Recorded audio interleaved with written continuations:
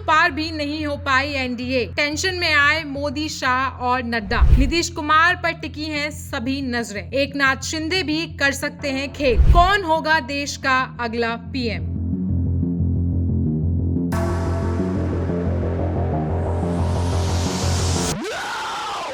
दुनिया के सबसे बड़े चुनाव का आज पूरी तरीके से अंत हो रहा है। सुबह से ही लगातार देश की 542 सीटों पर रुझान आ रहे हैं। अब तक आए रुझानों में पूर्ण बहुमत भाजपा की अगुवाई वाले एनडीए को ही मिलता दिख रहा है, लेकिन इस पूर्ण बहुमत में भाजपा 272 के वो जादुई आंकड़े को क्रॉस नहीं कर पा रही है, जिससे साफ होता है कि अगर देश में नरेंद्र मोदी तीसरी बार पीएम बनते हैं तो इस बार भाजपा की गाड़ी को दूसरों का सहारा लेना पड़ेगा। नमस्कार, मैं हूं आयुषी और आप देख रहे हैं जनसत्ता। इस विश्लेषण में बात करेंगे चुनाव नतीजों के एन फैक्टर के बारे में, यानी कि नरेंद्र मोदी, नीतीश कुमार और चंद्रबाबू नायडू।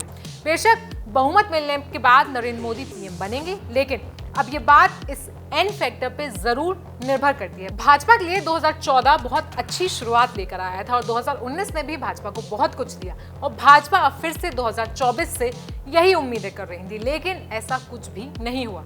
मोटे मोटे तौर पर देखा जाए तो ये पूरा चुनाव इस एन फैक्टर पर टिका हुआ है। पंडित नेहरू के बाद कोई भी प्रधानमंत्री अपना तीसरा कार्यकाल पूरा नहीं कर पाया और अगर नरेंद्र मोदी तीसरी बार पीएम पद की शपथ लेते हैं तो उनका नाम भी इस लिस्ट में शामिल हो जाएगा। लेकिन राजनीतिक पंडितों की माने तो नरेंद्र मोदी अगर इस बार शपथ भी ले लेते हैं तो वो पीएम पद पर बने रहेंगे या फिर नहीं, इस बार ये डिपेंड करेगा उनके सहयोगी दलों पर। नीतीश कुमार की जेडीयू ने 16 तो चंद्रबाबू नायडू की टीडीपी ने आंध्र प्रदेश की 17 सीटों पर भाजपा के साथ मिलकर चुनाव लड़ा और अब एनडीए की सरकार बनेगी या नहीं, ये इन दोनों के रुख पर ही निर्भर करता है। बात करें बिहार की तो बिहार की 40 लोकसभा सीटों में से जेडीयू ने अपने 16 उम्मीदवार उतारे, वहीं भाजपा ने 17 सीटों पर अपने उम्मीदवार उतारे और बाकी की बची सीटों को चिराग पासवान और हिंदुस्तान आवाम मोर्चा को दे दिया गया। अब ऐसे में अगर देखा जाए तो नीतीश कुमार और चिराग पासवान अपना समर्थन वापस ले लेते हैं तो बिहार में भाजपा के पास कुछ भी नहीं बचेगा। बात करें आंध्र प्रदेश की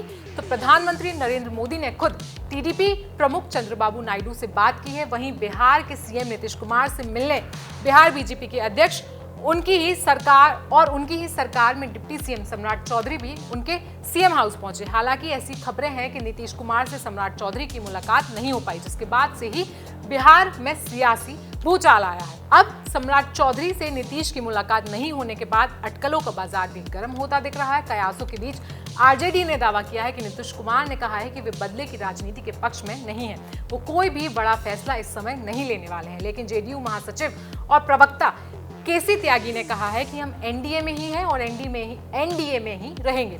बता दें कि रुझानों में इंडिया अलायंस को बढ़त मिलते देख नीतीश कुमार को डिप्टी पीएम पद ऑफर किया गया है, लेकिन जेडीयू ने फिलहाल इन सभी कयासों को खारिज कर दिया है। अब बिहार और आंध्र प्रदेश का अगर फैक्टर हम छोड़ दें तो एक और बड़ा फैक्टर है जिस फैक्टर पर यह सरकार निर्भर करती है, वो है महाराष्ट्र की 48 सीटों पर बीजेपी और शिवसेना, एकनाथ शिंदे वाली शिवसेना ने मिलकर चुनाव लड़ा। अब अगर ऐसे में एकनाथ शिंदे भी अपना समर्थन वापस ले लेते हैं, बीजेपी के पास देश में सरकार बनाना बहुत ही ज्यादा मुश्किल हो जाएगा। यूपी में वैसे ही बीजेपी को बहुत बड़ा झटका लगा है। यूपी में राम के नाम पर लड़ने वाली बीजेपी राम के गढ़ को ही इस समय हार गई है। ऐसे में अगर चंद्रबाबू नायडू, चिराग पासवान, नीतीश कुमार और एकनाथ शिंदे अपने अपने कदम पीछे ले लेते हैं तो बीजेपी इस देश में कहीं नहीं टिकने वाली है। कैसा लगा आपको ये वीडियो, हमें कमेंट सेक्शन में जरूर बताएं। साथ ही साथ इस पूरे मुद्दे पर क्या है आपकी राय, हमें ये भी बताएं। बाकी लाइव अपडेट्स के लिए जुड़े रहें जनसत्ता के साथ।